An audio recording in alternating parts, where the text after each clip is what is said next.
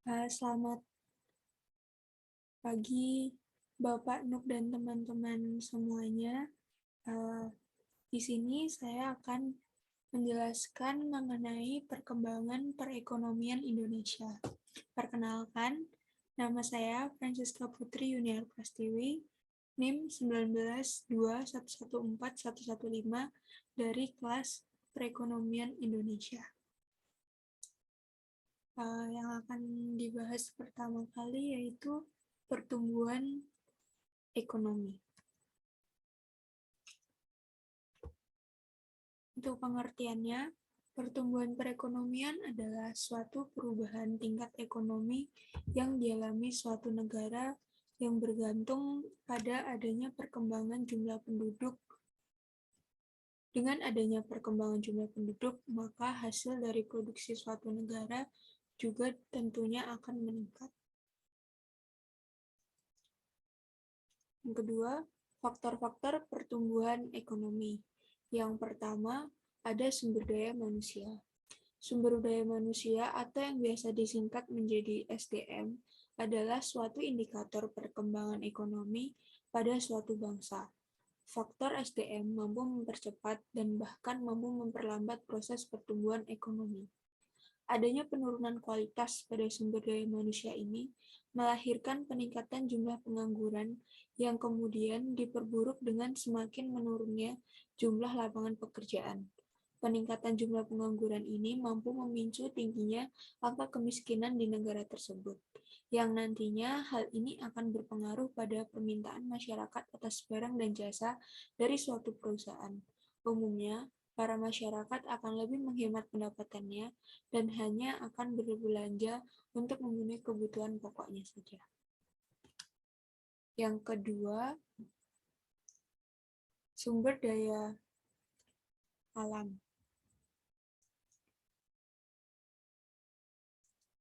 Seperti yang sudah kita ketahui bahwa Indonesia adalah merupakan negara yang kaya akan sumber daya alam. Meskipun begitu, kekayaan SDA yang kita miliki tidak diiringi dengan kualitas peningkatan SDM yang baik dalam mengelolanya. Hasilnya, negara kita sering melakukan ekspor barang mentah dan mengimpornya kembali dengan barang yang sudah jadi dengan harga yang lebih mahal. Adanya keterbatasan dalam mengelola sumber daya alam ini mewajibkan suatu perusahaan yang bergerak dalam bidang mengelola barang mentah kerap kali mengimpor barang mentahnya dari luar negeri, sehingga membuat produk perusahaan menjadi lebih mahal daripada saat harus memperolehnya dari luar negeri. Kondisi inilah yang kerap kali menjadi dilema di negara Indonesia. Masih banyak produk-produk dalam negeri yang ternyata lebih mahal, sehingga membuat permintaannya menjadi menurun. Yang ketiga, kemajuan iptek. Suatu negara akan dinilai maju dalam hal ekonomi jika mengalami peningkatan terkait pemanfaatan ilmu pengetahuan dan teknologinya. Hal yang sama berlaku untuk perusahaan yang mengutamakan teknologi untuk melahirkan barang atau jasa yang lebih efisien. Adanya pemanfaatan teknologi yang sudah maju dinilai bahwa perusahaan tersebut bisa melahirkan produk yang lebih cepat serta efisien. Contohnya, teknologi dalam hal peralatan produksi. Jika digunakan secara tepat, maka akan membantu mengurangi penyerapan tenaga kerja, sehingga anggaran tenaga kerja bisa dipangkas dan digunakan untuk keperluan lain. Namun, penerapan teknologi ini tentunya masih jarang atau sulit diterapkan untuk perusahaan yang sedang berkembang, karena alat berteknologi tinggi tersebut umumnya sangat mahal dan harus diimpor dari luar negeri. Yang keempat, ada tingkat inflasi. Salah satu gejala yang mampu memberikan dampak pada pertumbuhan ekonomi adalah inflasi. Inflasi adalah suatu kondisi laju peredaran mata uang yang tidak terkendali. Terjadinya peningkatan harga sangat berdampak pada produktivitas bahan baku karena membuat peningkatan biaya operasional perusahaan dalam hal memasok bahan mentah. Selain itu, inflasi juga akan berdampak pada gaji karyawan. Setidaknya, terdapat dua jenis inflasi yang mampu memberikan dampak langsung pada bisnis suatu perusahaan, yaitu cost plus inflation dan demand pull inflation. Cost plus inflation adalah kenaikan pada harga produk karena adanya peningkatan permintaan, sedangkan demand pull inflasi adalah adanya kenaikan permintaan masyarakat yang membuat harga produk, barang, dan jasa menjadi naik. Dan yang terakhir ada tingkat suku bunga. Tingkat suku bunga yang ada pada suatu negara juga mampu mengaruhi pertumbuhan ekonominya. Pertumbuhan tersebut cenderung akan membuat tingkat suku bunga menjadi meningkat karena adanya peningkatan pendapatan yang terjadi di masyarakat. Suku bunga yang tinggi akan berpengaruh buruk pada suatu perusahaan yang biasanya digunakan untuk modal pinjaman dalam meningkatkan kualitas perusahaannya. Selain itu, terjadinya suku bunga yang tinggi juga akan berpengaruh pada penurunan investasi. Dalam hal ini, tentu akan bertambah buruk pada saham perusahaan. Kenapa? Karena pada umumnya, pihak investor lebih menyukai tabungan konvensional daripada harus menginvestasikan uangnya ke perusahaan.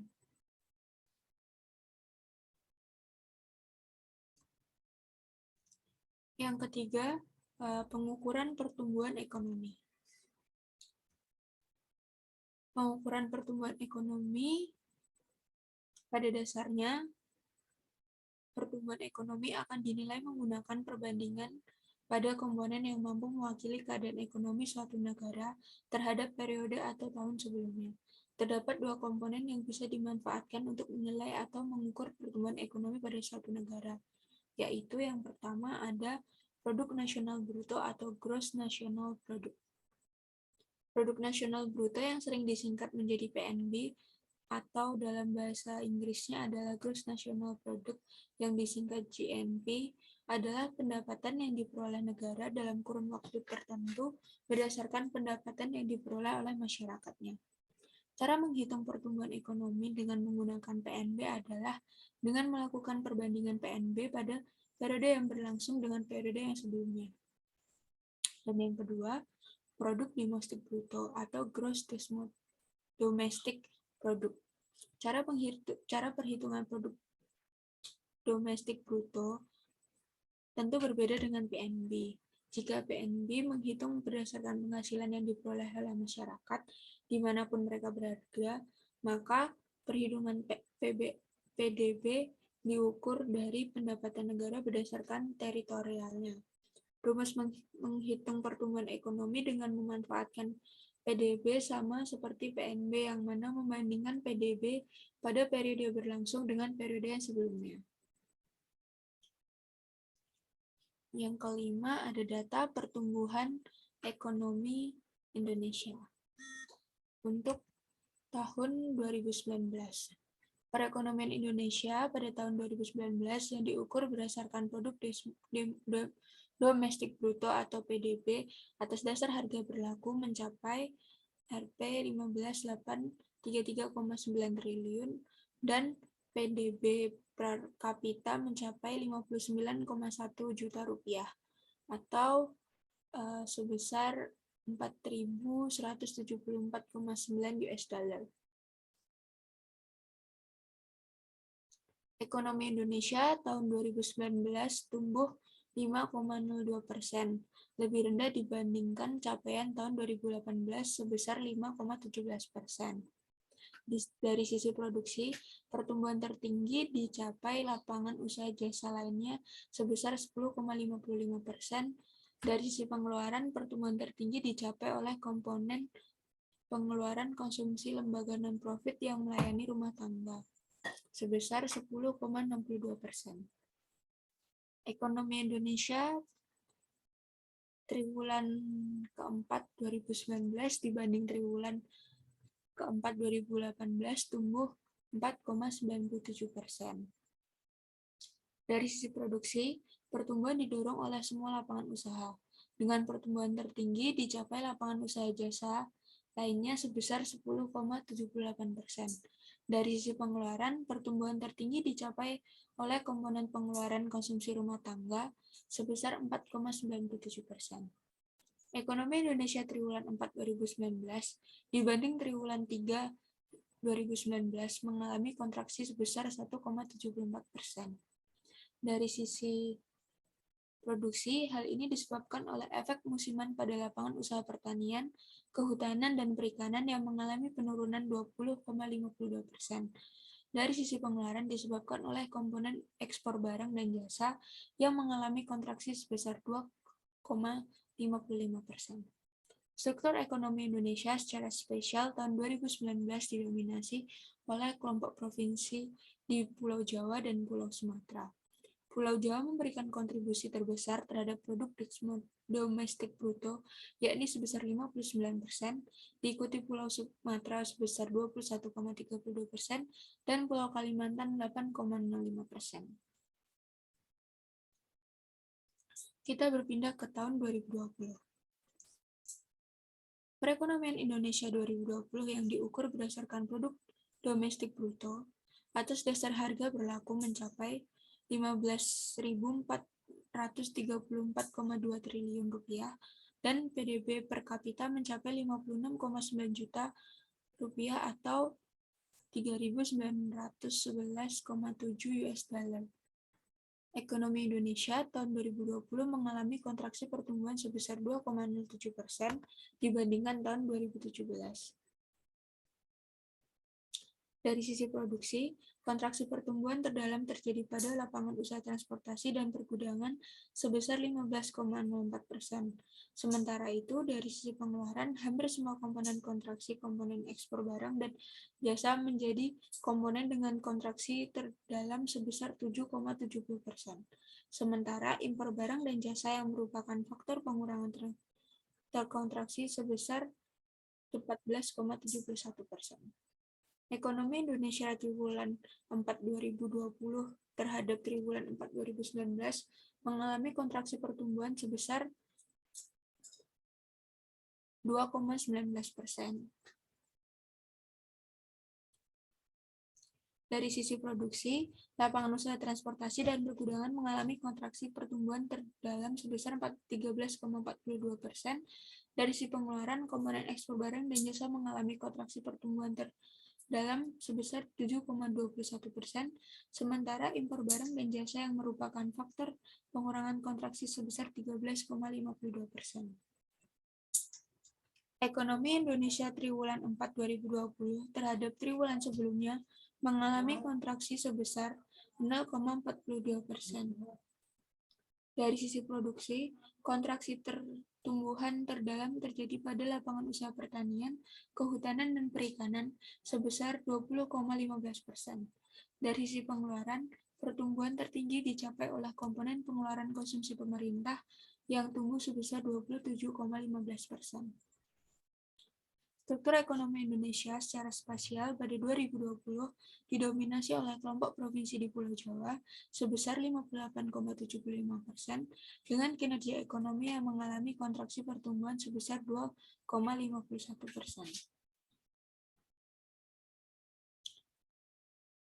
Prospek untuk tahun 2021, perekonomian Indonesia berdasarkan besaran produk domestik bruto PDB pada atas dasar harga berlaku triwulan 1 2021 mencapai 3.969,1 triliun rupiah dan atas dasar harga konstan 2010 mencapai 2.683,1 triliun. Ekonomi Indonesia triwulan 1 2021 terhadap triwulan 1 2020 mengalami kontraksi pertumbuhan sebesar 0,74%. Ekonomi Indonesia triwulan 1 2021 terhadap triwulan sebelumnya mengalami kontraksi pertumbuhan sebesar 0,96%. Struktur ekonomi Indonesia secara spesial pada triwulan 1 2021 didominasi oleh kelompok di Provinsi Pulau Jawa sebesar 58,70%. Dengan kinerja ekonomi yang mengalami kontraksi pertumbuhan sebesar 0,83%, kelompok di provinsi di Pulau Maluku dan Papua mencatat pertumbuhan tertinggi sebesar 8,97% dengan peranan sebesar 2,44%.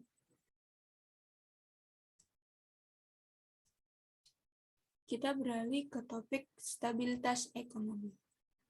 Yang pertama, pengertian. Stabilitas perekonomian adalah persyarat dasar untuk tercapainya peningkatan kesejahteraan rakyat melalui pertumbuhan yang tinggi dan peningkatan kualitas pertumbuhan. Stabilitas perekonomian sangat penting untuk memberikan kepastian berusaha bagi para pelaku ekonomi.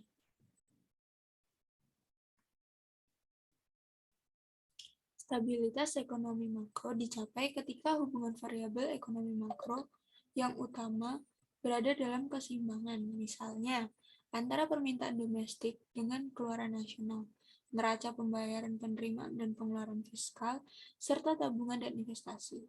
Hubungan tersebut tidak selalu harus dalam keseimbangan yang sangat tepat. Ketidakseimbangan fiskal dan neraca pembayaran misalnya tetap sejalan dengan stabilitas ekonomi, asalkan dapat dibiayai secara berkesinambungan.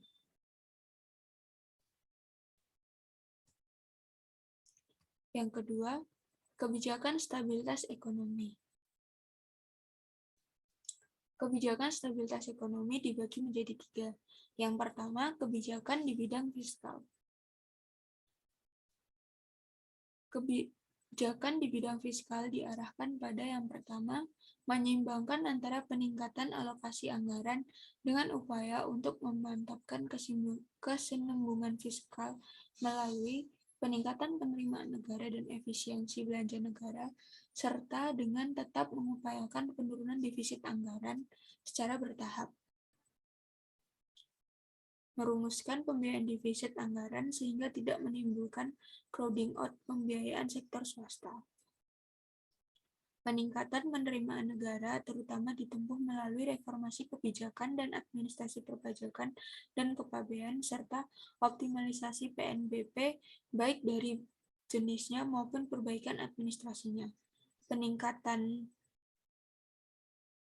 efektivitas dan efisiensi pengeluaran negara terutama ditempuh melalui pemisahan secara jelas kewenangan antara pemerintahan pusat dan daerah yang diikuti dengan pendanaannya berupa belanja daerah dan kaitannya dengan dana dekonstruksi dan tugas pembantuan sesuai dengan peraturan perundangan yang berlaku.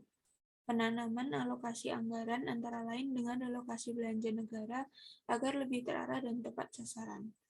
Yang keempat, peningkatan pengelolaan pinjaman luar negeri pemerintah yang diarahkan untuk menurunkan stok pinjaman luar negeri tidak saja relatif terhadap PDB, tetapi juga secara absolut. Sementara itu, untuk pinjaman dalam negeri, diupayakan tetap adanya ruang gerak cukup pada sektor swasta melalui penarikan pinjaman itu kurang 1% PDB dan menurun secara bertahap.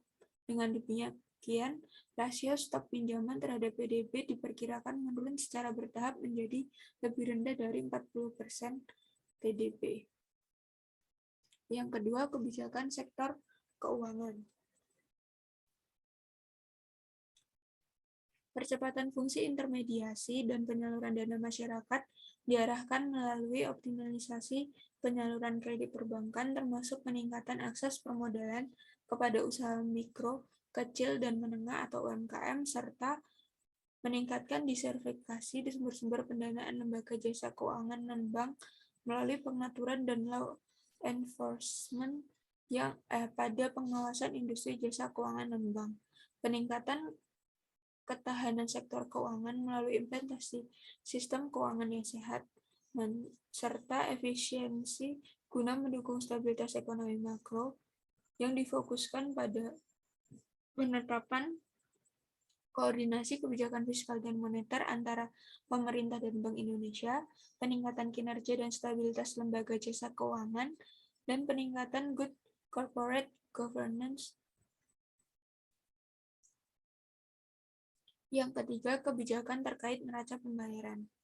Kebijakan dalam rangka pengembangan ekspor yang akan ditempuh dalam jangka menengah antara lain meliputi peningkatan daya saing, diversifikasi baik produk maupun negara tujuan ekspor, peningkatan nilai tambah, serta peningkatan kerjasama perdagangan internasional.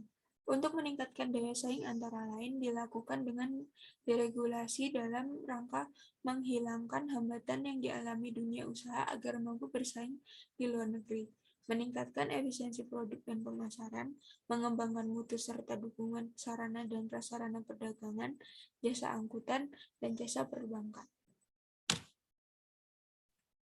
Yang ketiga, data stabilitas ekonomi tahun 2019. Stabilitas makroekonomi juga didukung oleh inflasi yang tetap rendah dan terkendali. Inflasi indeks harga konsumen atau IHK pada 2019 tercatat 2,72% menurun dibandingkan dengan capaian 2019 yang mencapai 3,13%. Perkembangan ini membawa inflasi IHK kembali berada dalam kisaran sasaran 3,5%, melanjutkan pencapaian 4 tahun terakhir yang juga konsisten berada dalam kisaran sasarannya. Berdasarkan komponennya, inflasi inti dan administrasi price atau tercatat lebih rendah dari tahun sebelumnya menjadi 3,02% dan 0,51%. Sementara itu, inflasi volatile food atau VF tercatat 4,30% lebih tinggi dari capaian 2019 akibat kendala impor dan gangguan cuaca. Secara spasial, inflasi IHK 2019 tercatat terjaga di seluruh provinsi dengan sebagian besar wilayah mencatat inflasi IHK di bawah batas 2,5%. Daerah dengan inflasi IHK berada di batas atas terjadi di Sulawesi Utara 3,50% dan Kalimantan Selatan 4,01% yang terjadi akibat kenaikan inflasi angkutan udara dan VF seperti tomat, sayur, aneka cabai, dan ikan segar. Tahun 2020, permintaan domestik yang lemah akibat kontraksi pertumbuhan ekonomi dan pasokan yang terjaga mendorong tekanan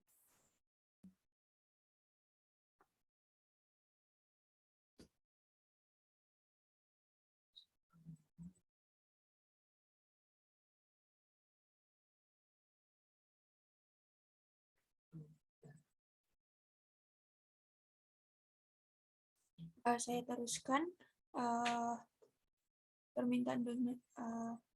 perkembangan ini dipengaruhi permintaan domestik yang lemah, harga komoditas global yang turun, dan post-truth depresiasi nilai tukar yang terbatas, sehingga mengarahkan inflasi inti tetap rendah, terutama pada tingkat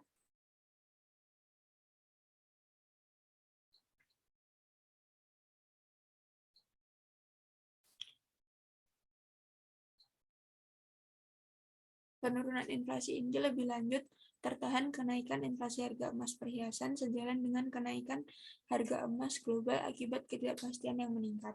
Perkembangan inflasi inti yang positif juga didukung oleh ekspektasi pelaku ekonomi terhadap inflasi yang tetap terkendali sepanjang semester 1 2020.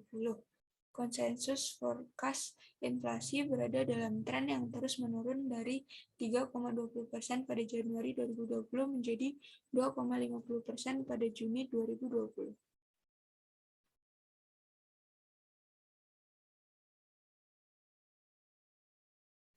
Selanjutnya untuk tahun 2021. Prospek dunia yang membaik dan berbagai perbaikan kondisi domestik mendorong pertumbuhan ekonomi domestik terus membaik pada tahun 2021.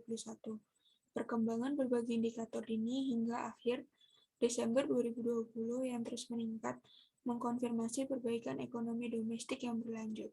Mobilitas masyarakat di beberapa daerah terus menunjukkan perbaikan di tengah pembatasan kegiatan masyarakat yang masih diberlakukan di sejumlah wilayah untuk memitigasikan kenaikan kembali kasus positif COVID-19.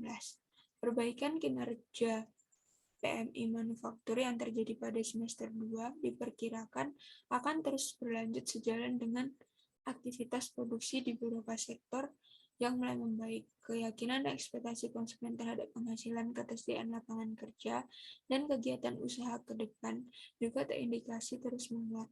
Perbaikan ekspektasi ini berjalan dengan prospek pertumbuhan ekonomi yang membaik dan rencana implementasi vaksinasi oleh pemerintah yang akan dimulai pada awal 2021.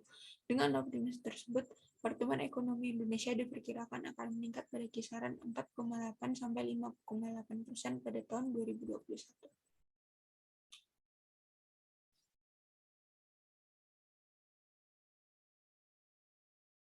Selanjutnya kita akan membahas tentang ketenaga kerjaan.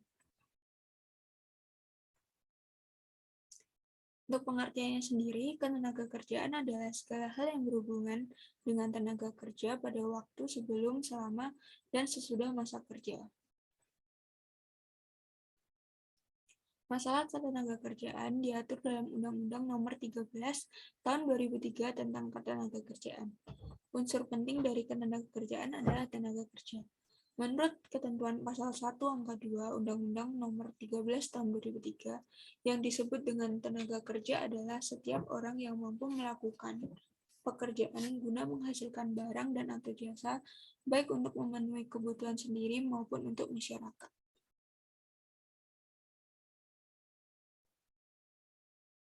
Yang kedua, klasifikasi tenaga kerja.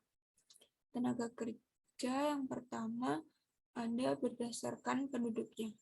Tenaga kerja adalah seluruh jumlah penduduk yang dianggap dapat bekerja dan sanggup bekerja jika tidak ada permintaan kerja.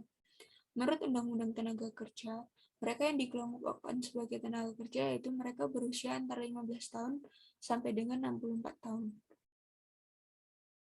Yang bukan tenaga kerja adalah mereka yang dianggap tidak mampu dan tidak mau bekerja meskipun ada permintaan kerja. Menurut Undang-Undang Tenaga Kerja Nomor 13 Tahun 2003, mereka adalah penduduk di luar usia, yaitu mereka yang berusia di bawah 15 tahun dan berusia di atas 64 tahun.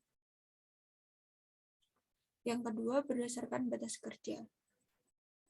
Angkatan kerja adalah penduduk usia produktif yang berusia 15-64 tahun, yang sudah mempunyai pekerjaan tetapi sementara tidak bekerja, maupun yang sedang aktif mencari pekerjaan. Bukan angkatan kerja adalah mereka yang berumur 10 tahun ke atas, yang kegiatannya hanya bersekolah, mengurus rumah tangga, dan sebagainya. Dan yang ketiga, berdasarkan segi keahlian atau kualitasnya dari pendidikannya. Tenaga kerja terdidik adalah tenaga kerja yang memiliki suatu keahlian atau kemahiran dalam bidang tertentu dengan cara sekolah atau pendidikan formal dan non-formal. Tenaga kerja terampil dibutuhkan latihan secara berulang-ulang sehingga mampu menguasai pekerjaan tersebut. Tenaga kerja terlatih sendiri adalah tenaga kerja yang memiliki keahlian dalam bidang tertentu dengan melalui pengalaman bekerja. Selanjutnya kita membahas tentang data ketenagakerjaan. Untuk tahun 2019, jumlah angkatan kerja pada Februari 2019 sebanyak 136,18 juta orang, naik 2,24 juta orang dibandingkan Februari 2018. Dalam setahun terakhir, pengangguran berkurang 50.000 orang, sejalan dengan TPT yang turun menjadi 5,01% pada Februari 2019. Dilihat dari tingkat pendidikan, TPT untuk sekolah menengah kejuruan atau SMK masih tertinggi di antara tingkat pendidikan lain, yaitu sebesar 8,63%. Penduduk yang bekerja sebanyak 129,36 juta orang, bertambah 2,29 juta orang dari Februari 2018. Sebanyak 74,8 juta orang bekerja pada kegiatan informal. Selama setahun terakhir, pekerja informal turun sebesar 0,95%.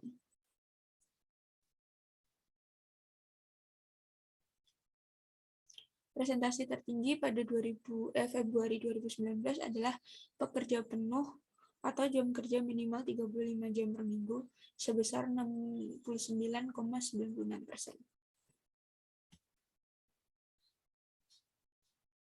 Yang selanjutnya untuk tahun 2020.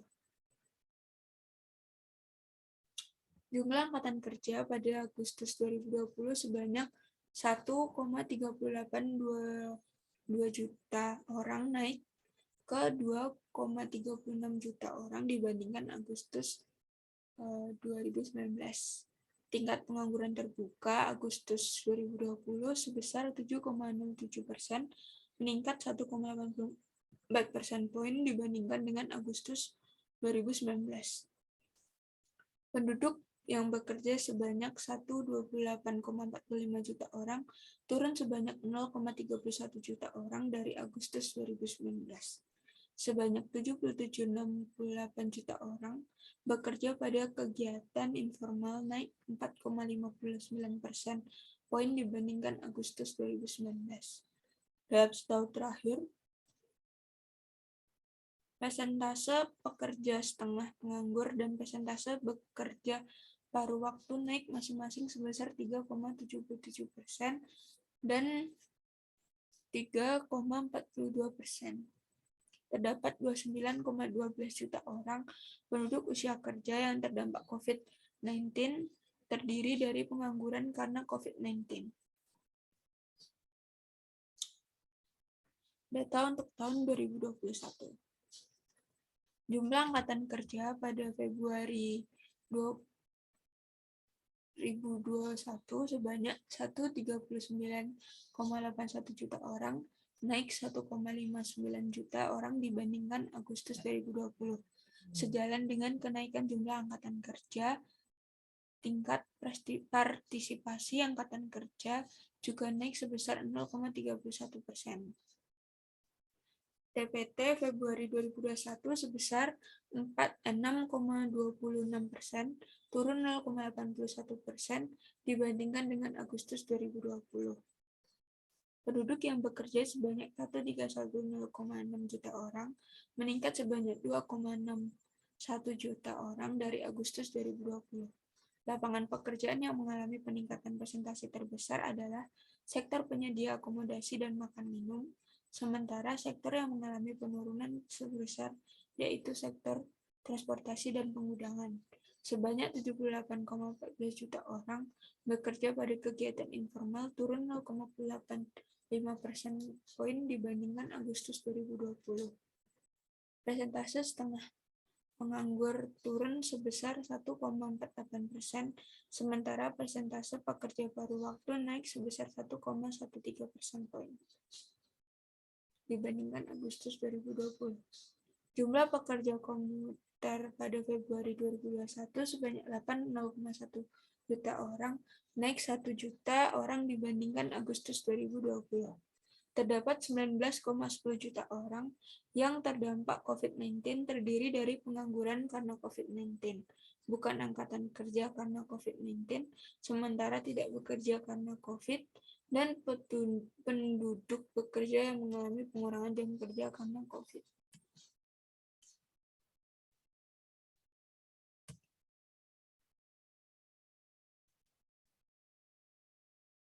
Topik yang terakhir yaitu neraca pembayaran Indonesia. Untuk pengertiannya sendiri, neraca pembayaran atau balance of payment atau BOP adalah catatan yang dilakukan secara sistematik atas dasar keseluruhan transaksi ekonomi yang dilakukan oleh suatu negara dengan negara lain yang berupa perdagangan barang dan jasa, transfer keuangan dan moneter antara penduduk Indonesia dengan penduduk luar negeri selama satu periode tertentu.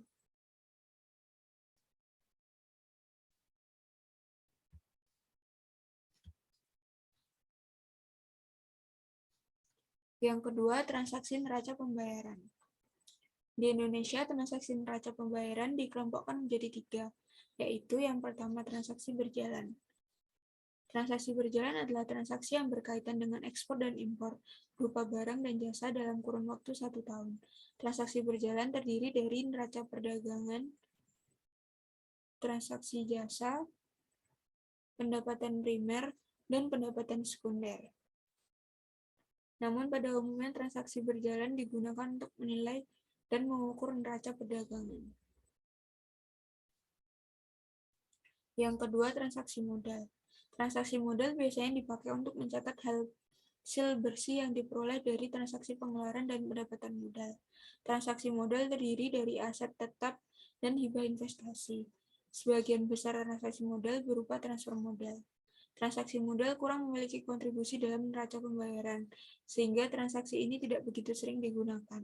Transaksi modal mempunyai 2 unsur, yaitu transaksi modal dan aset non-keuangan non-produksi. Dan yang ketiga, transaksi finansial. Transaksi finansial adalah transaksi yang memberitahukan perubahan kepemilikan aset dan kewajiban finansial luar negeri dalam waktu satu periode. Adapun kategori-kategori yang ada di transaksi finansial yaitu investasi langsung, investasi portofolio, derivatif finansial, dan investasi lainnya. Yang ketiga, jenis-jenis neraca pembayaran. Neraca pembayaran terbagi menjadi 3 jenis, yakni yang pertama, neraca pembayaran defisit. Neraca pembayaran defisit adalah neraca yang menandakan bahwa nilai impor lebih besar daripada nilai ekspor. Jika suatu negara terus-menerus mengalami defisit, maka sektor keuangan berjalan lambat sehingga pertumbuhan ekonomi sulit untuk berkembang. Dan yang kedua, neraca pembayaran surplus. Neraca pembayaran surplus adalah neraca yang menandakan bahwa transaksi debit atau jumlah yang harus dibayarkan ke luar negeri lebih kecil daripada penerimaan dari luar negeri. Secara sederhana, neraca pembayaran surplus dapat diartikan seperti jumlah pemasukan lebih besar daripada jumlah pengeluaran yang dilakukan oleh suatu negara. Dan yang ketiga, neraca pembayaran seimbang. Neraca pembayaran seimbang adalah neraca yang menunjukkan bahwa transaksi pembayaran ke luar negeri jumlahnya sama dengan penerimaan dari luar negeri. Jika suatu negara ingin meningkatkan pendapatan, maka perlu menurunkan nilai impor sekaligus menaikkan atau menambah nilai ekspor. Dan yang keempat, data NPI. Data neraca pembayaran Indonesia untuk tahun 2019. Bank Indonesia mencatat neraca pembayaran Indonesia sepanjang 2019 mencatat surplus, berbeda jauh dari tahun sebelumnya. Menurut BI, secara tahunan NPI pada 2019 mencatat surplus sebesar 4,7 miliar US dollar, jauh lebih baik dari tahun sebelumnya yang mengalami defisit sebesar 7,1 miliar US dollar. Perkembangan tersebut didorong oleh defisit neraca transaksi berjalan yang membaik serta surplus transaksi modal dan finansial yang meningkat signifikan. Perkembangan tersebut terutama ditopang oleh neraca perdagangan barang yang mencatat surplus, berbeda dibandingkan tahun sebelumnya yang mengalami defisit. Bank Indonesia mencatat surplus itu dipengaruhi oleh turunnya impor minyak sejalan dengan kebijakan pengendalian impor seperti program B20, program 20% biodiesel berbahan baku minyak kelapa sawit. Data neraca pembayaran Indonesia tahun 2020. Bank Indonesia atau BI melaporkan neraca pembayaran Indonesia sepanjang 2020 mengalami surplus sebesar 2,6 miliar atau sebesar 36,4 triliun rupiah. Surplus pada 2020 ini melanjutkan capaian surplus pada tahun sebelumnya yang sebesar 4,7 miliar US dollar, sehingga ketahanan sektor eksternal tetap terjaga di tengah tekanan pandemi COVID-19.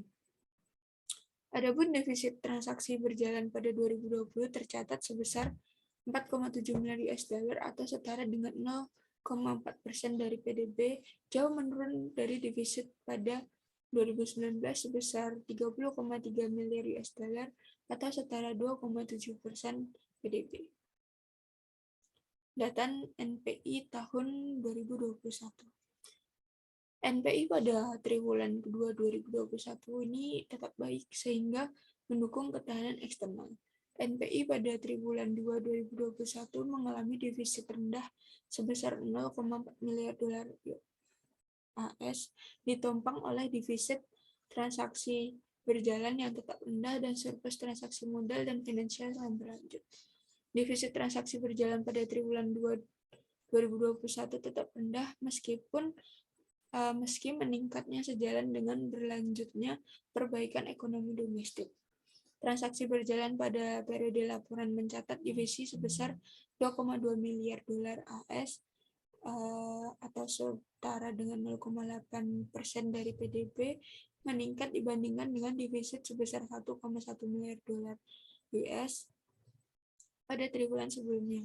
Perkembangan ini dipengaruhi oleh peningkatan surplus neraca barang, didukung oleh kenaikan ekspor seiring peningkatan permintaan negara mitra dagang utama dan harga komoditas dunia di tengah kenaikan impor sejalan dengan berlanjutnya perbaikan ekonomi domestik. Transaksi modal dan finansial pada triwulan 2 2021 kembali mencatat surplus ditopang oleh investasi langsung dan investasi portofolio pada triwulan 2 2021. Transaksi modal dan transaksi mencatat surplus sebesar 1,9 miliar dolar AS, melanjutkan capaian surplus pada triwulan sebelumnya sebesar 5,5 miliar dolar US.